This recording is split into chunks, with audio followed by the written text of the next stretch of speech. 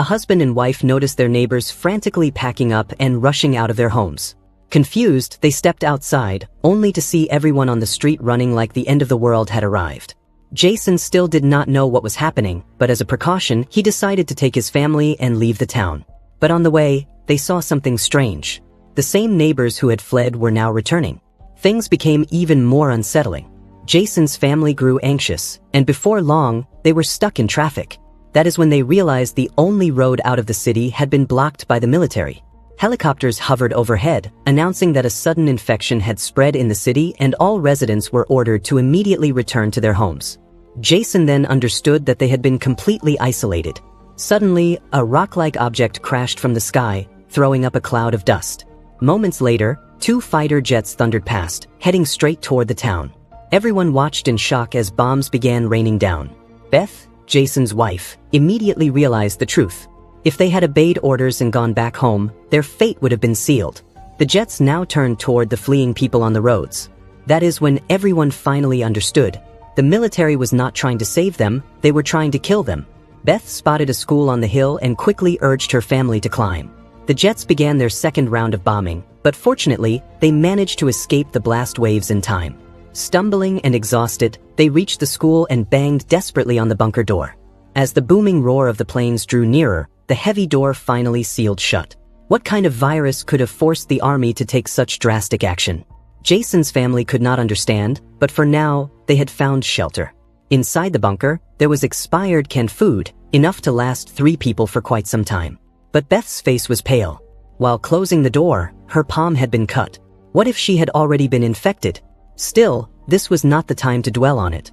Jason chained the bunker door tightly with iron links and decided they would hide there for a while. Life underground, however, was not easy.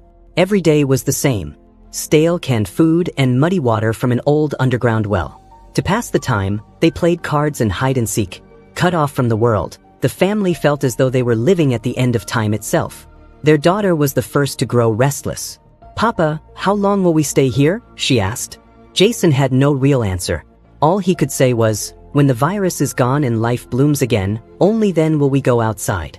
They never imagined this wait would stretch into 300 days. The little girl often peeked outside through a reflector mirror attached to the ventilation duct. But every time, she only saw a world scorched to ashes, lifeless and bleak. Slowly, she began to feel that maybe they really were the last people alive. Beth comforted her, whispering that perhaps her friends were also hiding somewhere, just like them. One day, the girl opened a tin can only to find it empty, with a tiny hole in the back. Something had stolen the food. Beth checked the remaining stock and discovered 12 cans had been emptied. 2 weeks' worth of supplies were gone. Heartbroken, she suspected rats had sneaked in through the ventilation duct. Seeing his daughter's sad face, Jason reassured her, "Do not worry about small things. If food runs out, I will go above and find more." That night, while the girl was playing with her mother, a faint noise came from behind. A rat had once again crawled in, trying to steal another tin. Furious, Jason pulled out a knife, ready to kill it. But the creature was unusually fast and darted toward the hole. Just as it was about to escape, Beth lunged forward and caught it. But before they could celebrate, a sharp burning smell filled the bunker. The rat had knocked over an oil lamp, the temperature rose quickly, and suddenly, the lamp exploded, spilling kerosene everywhere. Flames spread fast. Beth ripped down a curtain to smother the fire, while Jason hauled water from a stone tap to douse the flames. After a desperate struggle, they finally put it out. When they turned to find their daughter, she was hiding under the bed, staring at the mirror. Smoke was pouring out through the ventilation duct, threatening to reveal their location. Jason whispered that maybe the darkness of night would hide the smoke. The 3 of them stayed awake in terror. Luckily, nothing happened that night. The next morning, Jason checked the mirror and saw it was blackened with soot. The smoke had escaped, but now a thick layer of ash clung around the duct, which might help conceal them. Still, they decided to clean it. Jason and Beth unchained the door, listened carefully for danger, and finally stepped outside, leaving their daughter alone inside. Time passed, but they did not return. Anxious, the girl climbed onto a stool and peered outside with the reflector mirror. She saw her parents trying to camouflage the bunker's door. But then, in the distance, a black shadow slithered across the forest. Terrified, she shouted for her father to look behind him. But they were too far away to hear. Panic overcame her, and she rushed outside. But once there, her parents were nowhere to be seen. Trembling, she cried out for them. Suddenly, two hands grabbed her. It was Jason and Beth. They hurried back to the bunker. Jason secured the door with wooden planks and chained it tight again. Then he motioned for silence, pressing his ear to the ground. Above, footsteps could be heard. Heavy, deliberate searching. Something knew they were down there. The little girl broke into sobs. Beth tried desperately to calm her, whispering that any noise would mean the end. Jason distracted her until she quieted, but Beth's eyes stayed fixed on the ventilation duct, her anxiety mounting. Suddenly, a loud crash shook the bunker. The footsteps grew heavier until they stopped right above their shelter. Jason's forehead dripped with sweat. The thing they feared had arrived. Something pushed hard against the iron door, chains rattling violently. It was clear the intruder knew someone was inside. Each slam cracked the supporting beams. The door would not hold much longer. Summoning her courage, Beth climbed up the ladder, using her body weight to keep the door closed. But slowly, the lid still began to open, and two glowing green eyes peered inside. At that exact moment, Jason broke off a steel pipe and jammed it into the frame, forcing the door shut. The pressure above suddenly vanished, and the couple secured the bunker again. Though the footsteps eventually faded away, Jason's hands shook uncontrollably. Now he knew the outside world was not just filled with ruthless soldiers but terrifying monsters as well. The family huddled near the stairs, hopeless and exhausted. Their hiding place was exposed. More attacks could come any moment. And indeed, soon enough, the storage room's shelves began to rattle, followed by the sound of countless footsteps above. Like a swarm, they gathered and launched a massive assault. This time, the iron door gave way. Countless glowing eyes stared into the dark bunker. Jason's family stumbled back in fear, but the monsters kept advancing. Jason hurled the oil lamp and shoved a cabinet against the door, but it would not hold long. That is when their daughter spotted a duct opening in the ground.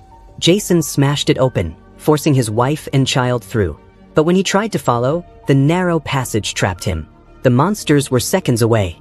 In desperation, Jason dislocated his own arm and wriggled free. Beth pulled with all her strength, nearly getting him out, when a massive clawed foot burst through the flames and seized him. Jason shouted for Beth to protect their daughter, before being dragged back into the bunker. Beth and her daughter sprinted through the tunnels, hearing Jason's struggle echo behind them. She knew he was buying them time with his life. They burst into the open, only to find their path blocked by a massive wall. A helicopter's spotlight swept over them, trapping them in its glare. A giant net dropped from above, ensnaring them both. Through the mesh, Beth saw black figures with glowing green eyes closing in. But as they drew closer, she realized these were not monsters. They were soldiers in hazmat suits.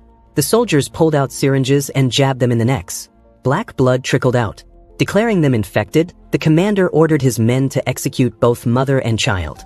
When the virus first spread, many townsfolk had already been exposed. It was airborne, highly contagious, and invisible.